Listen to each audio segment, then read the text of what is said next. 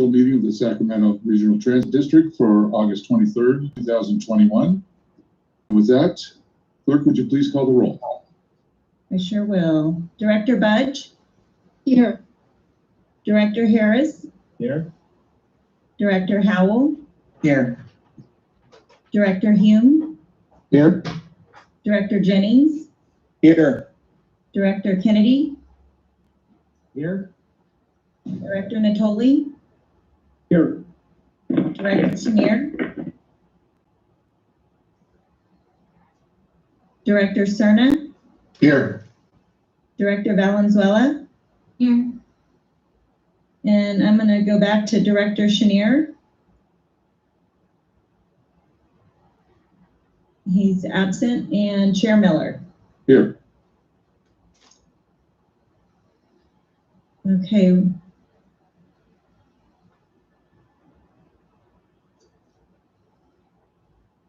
And with that, we have a quorum at 93 votes.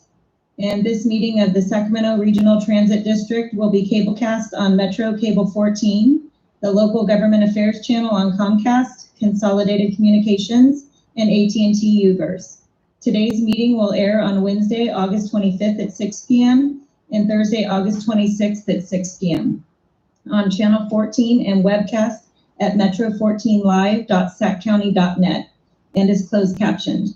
This meeting can also be viewed at youtube.com/Metro Cable 14. Thank you. Thank you. With that, I'd like to ask everybody to turn their microphones on and join me in the Pledge of Allegiance. I pledge allegiance to the flag of the United States of America and to the republic for which it stands, one nation, under God, indivisible, with liberty and justice for all. We're getting better at that one. Next item, please. The next item is the consent calendar, item 2.1 to 2.12. We do have one public comment for item 2.9 and a response from staff if you would like me to read that.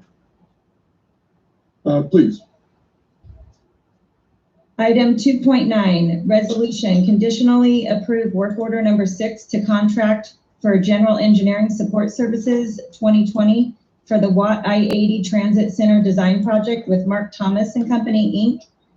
The comment is from Rick Hodgkins. I don't know how we intend or propose to design or even redesign the Watt and 80 light rail station, but however we intend to or propose to redesign Watt and I-80 light rail station, the one comment I would suggest, carrying over from my previous comment on items not on the agenda, is when we will announce auditorily what trains are coming in and from what direction. That if elevators are going to be out of order at that station, that we announce that auditorily over station public address systems. This way people will know that elevators will be out of order. Perhaps taking the stairs out and installing a ramp instead would be a better way to go if the elevator is going to be out of order. Not everyone can climb stairs fast enough, and that while there are ample places for criminals to hide and do their thing at the Watt and I-80 light rail station, maybe perhaps installing extra security cameras are definitely the way to go. Staff Laura Ham, Vice President of Planning and Engineering, responded to Mr. Hodgkins that both elevators are currently in service. The east elevator has been completely replaced. Construction will begin on the west elevator within the next month. The public will be notified before it closes. The replacement of the elevators will greatly improve reliability. When funding is fully secured, the current stairs will be replaced with an upgraded and open stairwell. Thank you, Tabitha. And with that, I'd entertain a motion for the consent calendar. So moved. I have a motion by Director Jennings. Second. Second by, I think, Director Vice Chair Kennedy. Ow. I think this Director Powell was the second. Would you please call the roll? Yes. Director Budge? Yes. Director Harris? Aye. Director Howell? Yes. Director Hume? Aye. Director Jennings, Aye. Director Kennedy, Aye. Director Natoli, Aye. Director Chenier, Director Cerna, Aye. Director Valenzuela, Yes. and Chair Miller. Chair Miller, did you say aye? Yeah. Yes, okay. Okay, the consent calendar passes at 100 votes. Very good. Next item, please. Okay, the next item is public addresses the board on matters not on the agenda. I have 2 public comments for items not on the agenda and 1 response from staff, if you would like me to read them now. Please. Okay, the first public comment is from Charlotte Bergheimer. Dear SacRT board members and staff, I am writing today to let you know about my personal experience trying to connect to SacRT from the Capitol Corridor Amtrak service. Over the last few months, the schedules have not aligned, and I've repeatedly walked from the Amtrak train to either the bus Route 30 or light rail only to see them pulling away. No matter how quickly I try to get off the train and walk to the bus, I cannot seem to catch it. This weekend, I saw someone from my train run up to the light rail car and repeatedly push the door button without it opening, and then it just pulled away without letting them on. Is there any way to better align the schedules so that riders can more easily transfer from Amtrak to SacRT? It seems like a simple step to better connect with the Bay Area and other cities in the region. I love taking public transit and I rely on service for school and work. Thank you for your time today. And staff will be responding to Ms. Bergheimer. The second public comment is from Rick Hodgkins. To Chair Miller and members of the board. This is having to do with the workshop that was held last Thursday. This is with regards to the plates at the beginning and end of all 20 low-floor light rail cars by Siemens. They should all be painted yellow and have raised bumps so that blind people know what they are. Hopefully that those board members and staff who attended last Thursday's workshop know what I'm talking about. I meant to attend last Thursday night's workshop virtually, but that was sidetracked. The other item which is of concern to me is the network draft plan of our long-range transit plan. I submitted to James Drake my feedback on our long-range transit plan, particularly regarding our new bus terminal at Sacramento Valley Station and with the redesigning of all of our light rail stations as we move to accommodate low-floor light rail vehicles. First, that there are to be braille maps for blind people, and second, that there ought to be audible announcements letting people know when the next train comes and in which direction. And as always, everything must be accessible to people with all disabilities, including those that are blind. That is all. Staff, Laura Ham, Vice President of Planning and Engineering, has responded to Mr. Hodgkins. The tile will be safety yellow and include raised and detectable domes, and SacRT is also evaluating options to make audible announcements and provide other information to passengers with disabilities about boarding location once the new light rail vehicles are placed in service. And that concludes the public and staff comment. Thank you. Next item, please. The next item is the general manager's report, item 8.1.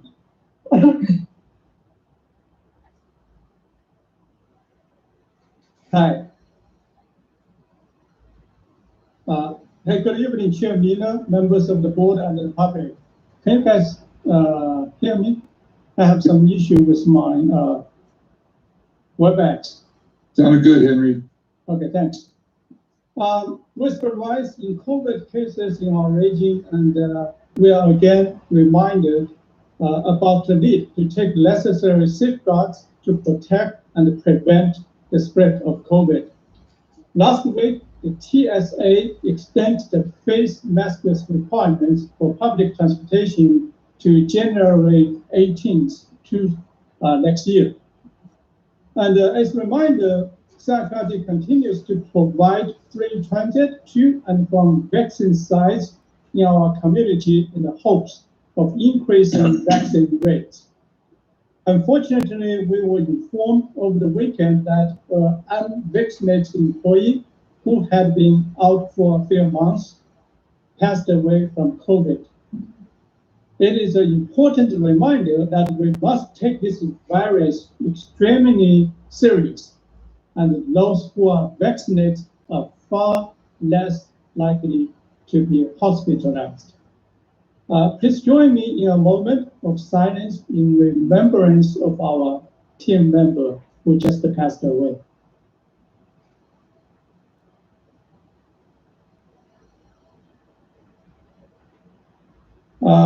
Then I would like to begin my comments by providing a follow-up update on the safe parking item the board was briefed on last meeting. It's the August 10th Sacramento Council meeting.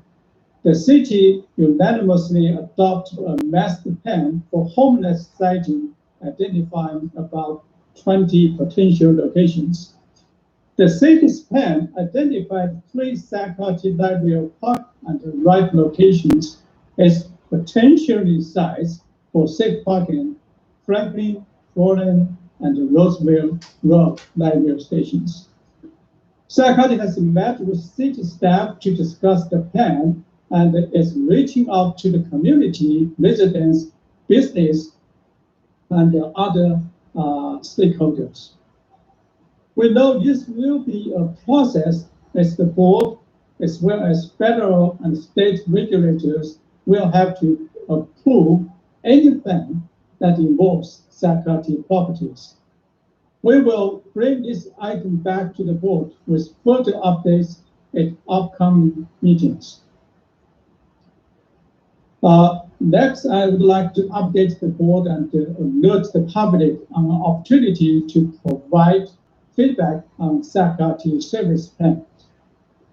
Our planning department has begun work on SacRT on the Move, our proposed short-range transit plan that will make service recommendations for the next 5 years. As you know, in September 2019, SacRT implemented major changes to the bus network with the SacRT Forward project. Every bus route had changes at that time, and many shift to a more frequent service 7 days a week. In 2020, the COVID-19 pandemic opened transit service and changed travel patterns everywhere. With new bus network implementation, we will examine the data to see what is working and what is not, in addition to impacts from the pandemic. SacRT will use the data and has conversations with stakeholders and the community to establish where we go from here. The draft plan will be available in the coming weeks, and we will be actively seeking public comments this fall. Another way the public can get involved is by signing up for our upcoming 2021 Transit Academy. We're currently seeking applicants for our 4 classes course, which starts on October 5th. SacRT's Transit Academy will include presentations, Q&A, and interactive discussions, and behind-the-scenes field trips, including Siemens Mobility to say new library car manufacturing, a transit-oriented development project, and SacRT bus facilities. We had a successful class of over 60 participants in 2019, and we're glad to resume the academy after a 1-year delay due to the COVID. Switching to the next topic, last fall, board created the Ad-Hoc Real Estate Committee to discuss the status of SacRT's facilities and to come up with a comprehensive plan for the district moving forward. The committee has discussed the state of the existing admin campus and outdated facilities, efforts to upgrade SacRT facilities, timeline on potential purchases and sales of properties, existing capital funds, and what options are available to meet short and long-term cash needs.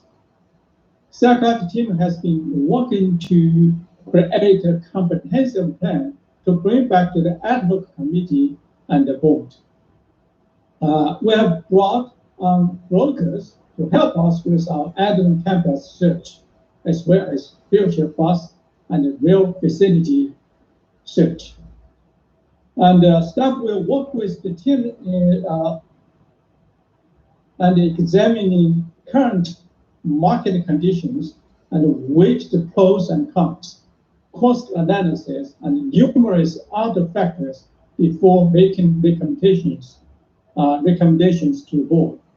Some of those include admin building upgrade or purchases, sales, and/or lease, bus operation and maintenance facility expansions and decentralizations, zero-emission vehicle multi-fuel infrastructure, library operation and maintenance expansions and decentralizations, other safety and operational needs, and a financial plan.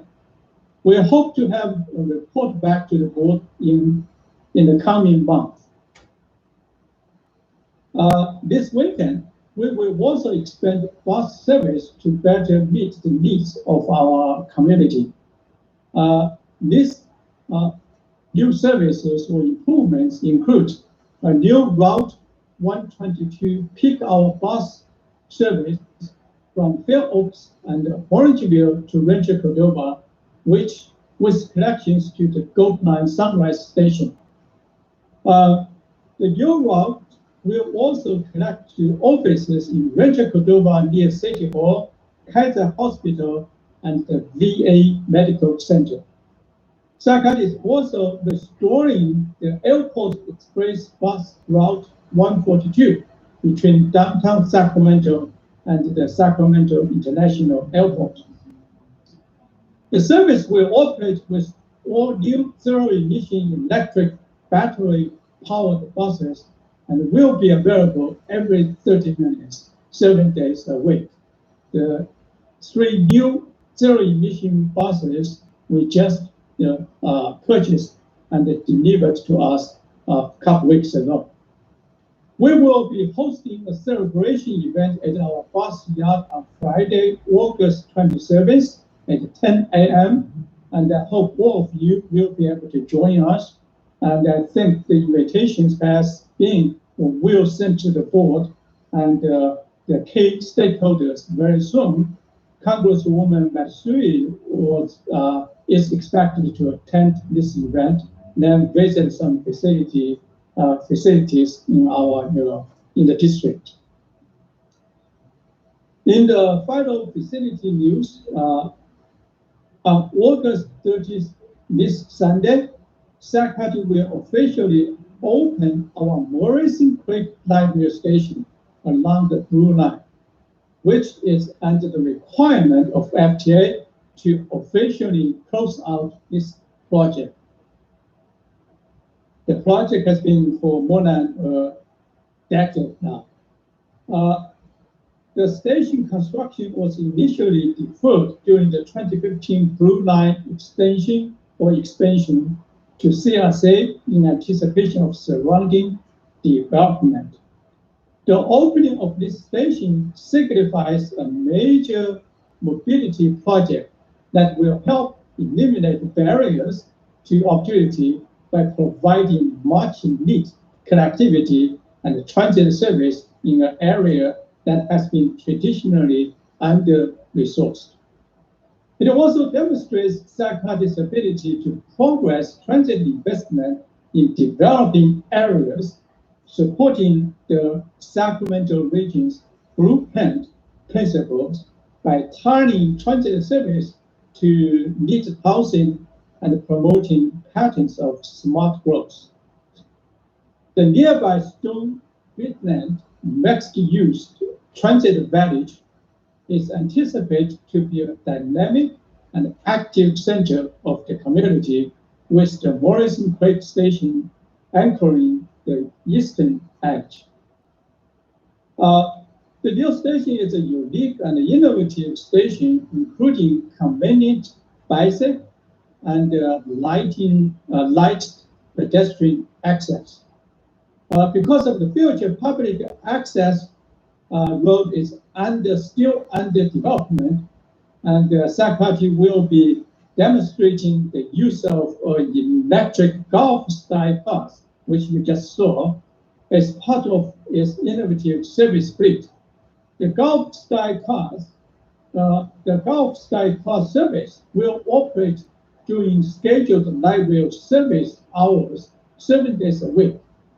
Customers will have the ability to board the freight service at the station gateway located at the south end of Ann Arbor Way by Detroit Boulevard, and be driving approximately 1,000 feet to and from the Morrison Creek Station.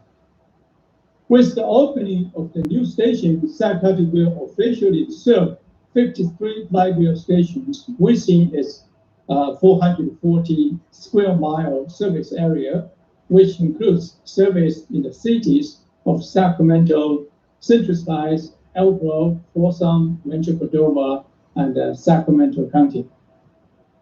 This very much concludes my report, and I would be glad to answer any questions you might have.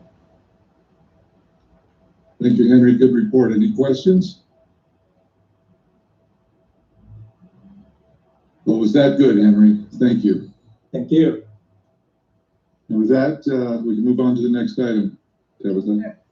All right, thank you. And before we move on to the next item, I would like to just make a note of correction for the record. I initially stated the roll call at a quorum of 93, but it is a quorum of 100. Duly noted. And the next item, reports, ideas, and questions from directors, if any. Well, sounds like we can move on to the next item. That's all we have. Great. Well, I apologize for the length of the meeting. I appreciate everybody's patience. I'll try and make them longer next time. We are adjourned. Thank you, everyone, for your time. You didn't quite break the record, Chair, but you came close. Good job. I was watching the clock. There was no way. I think Roberta McGlashan still holds it. She does. Thank you. Good night. Good night.